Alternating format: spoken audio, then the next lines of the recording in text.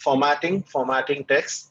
So in a sense, this is a continuation of what we were doing previously. And so think of the topics that we learned today, the topics that we discussed today, think of them in continuation with the previous session. So previous session, we were working with text. And today, when we are talking about formatting, what really are we formatting? We are still formatting text, right? So essentially, we are going to still be working with text, but more from a formatting point of view. So last week, we've talked about paragraph spacings, and some of those things we will repeat today. Some of those things we will see in the context of formatting. But there's a lot more to formatting, the lot of ideas to formatting, etc., that we'll discuss today. So, so take notes, and I'm sure you'll get a lot of new ideas to think about, new ideas to practice, to work on, and so on. So all of you will have maybe certain different takeaways from it. So make sure you are listening and make sure you are taking notes, right? Because a lot of these formatting things will apply differently to each one of you. Okay. So, but before we get started, first, I just want to check if any of you got any questions that you want me to answer. Any questions? Spend about maybe 3-4 minutes on questions if any have got you questions. Okay, one question from my side. Did you get a chance to practice?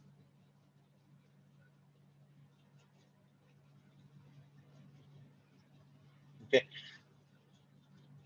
All right. Okay. So quite a few of you have got a chance to practice. I see a question from Manaswini, and this question I've seen being repeated a couple of times. The reason I wasn't taking the question is because it's an operational question, and I don't really want to take that question about things like attendance and all right now. And I really want to keep the session to the topic at hand, right? So things like attendance and all, I mean, they can be answered always later. But since this question has been coming multiple times, the team has been and Nidhi, do you want to maybe take this question, because she's asked a couple of times actually? Yeah, I'll just take up this question. Yeah. So the reason why we've been telling you via mails to rename your name on the display section of Zoom is so that we can easily take the attendance from your display name on the Zoom. And this has been told to you via emails, etc., and via the recordings as well. I will be circulating a Google form today around, let's say 3:40, between 3:45 and 4 o'clock. And I'll share it in the chat box, and everyone can mark their attendance by entering their name and just clicking on yes. Okay. And otherwise, for the past two sessions that we've already taken your attendance, it is via the display section of the Zoom platform. We are taking your name from the names that we are getting on the display section. The other thing is that we will be conducting a final quiz, and this will also be informed to you via a mail. So the final quiz would be conducted on 4th of September.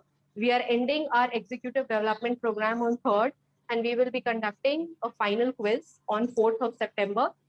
The final quiz holds a lot of weightage. It carries 60% of your total marks. The rest 40% includes assignments and attendance. So please don't miss your final quiz, because that is the only time when we will be allowing everybody to attempt the final quiz. There won't be any other reattempts as far as the final quiz is concerned, and same is the case with your assignments. So once the assignment, the Google form for collecting assignments is closed, you've missed the chance. Maybe if we feel that we have to accept assignments from people who've missed a lot of homeworks or projects, then we might open it. Otherwise, we won't.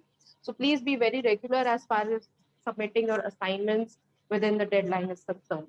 And as far as your attendance is concerned, I've made myself very clear. We've already taken attendance of your past 2 sessions from the Zoom. And from today onwards, we'll be circulating a Google form. And let me tell you, the Google form won't be kept open for the entire 2 hours or so. It will be just for about 5 to 10 minutes, and then we'll close it. Okay. Okay. Then over to you, Samit. Thanks, thanks. So basically, those of you who informed on chat that today I'm appearing with so and so's name and my actual name is so and so, because you're probably sharing a Zoom account. So all of you, you can rest easy, because today there will be a separate form link being circulated. Only reminder is to please double check your name, spelling, everything, just so that there's no confusion for the team in the back end. And if there's any confusion, you might just lose out on an attendance that you should have got. All right. So, okay, no other question, right?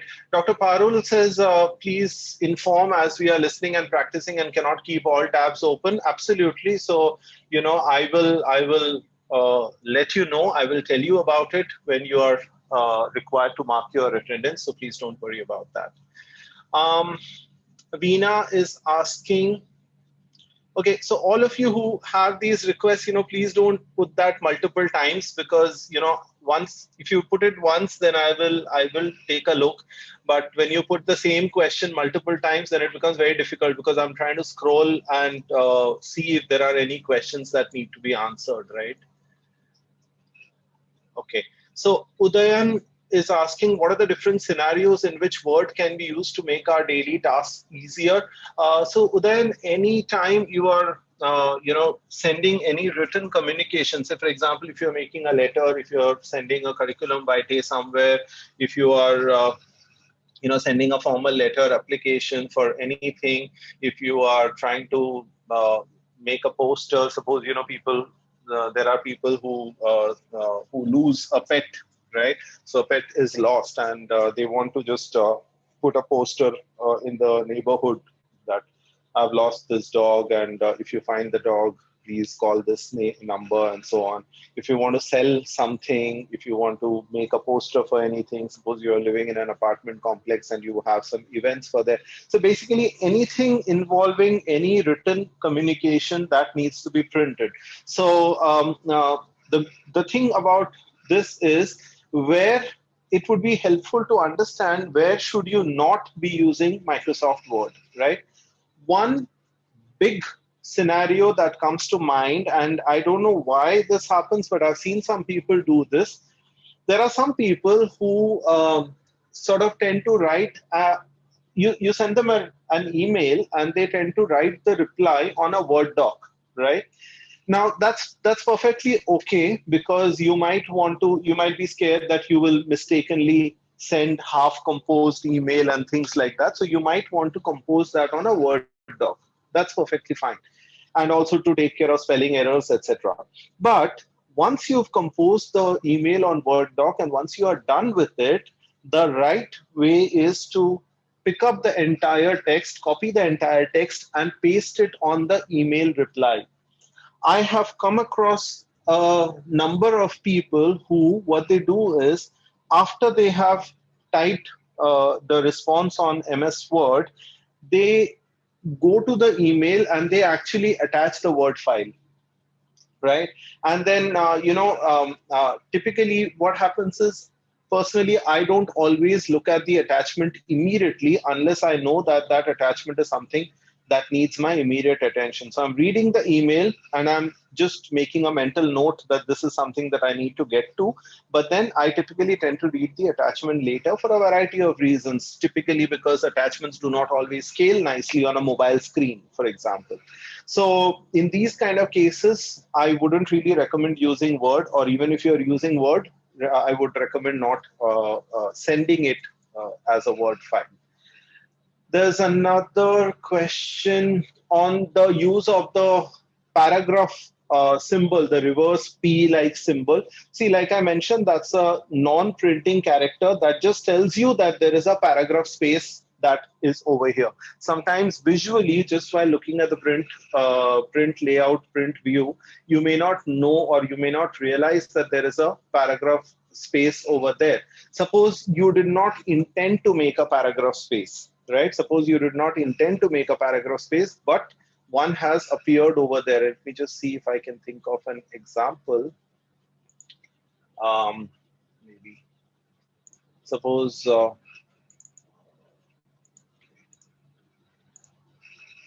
so if you do,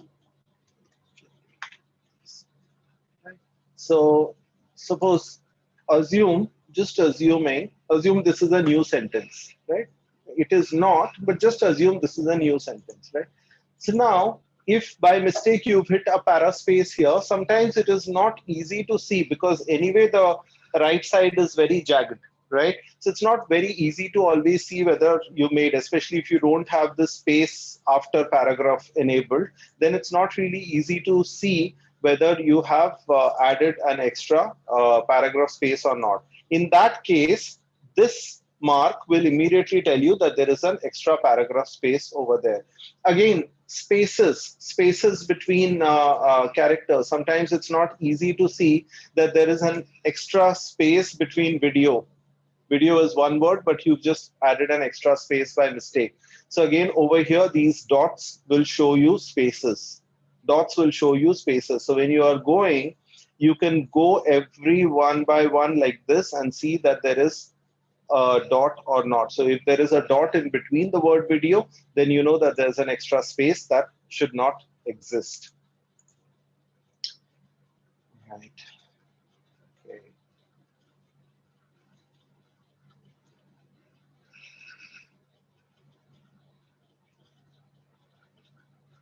Okay, so let's just start with our session today. And I saw there's a question on hyperlinks, so we'll talk about those questions later when we get to that, preparing for sharing. So let's talk.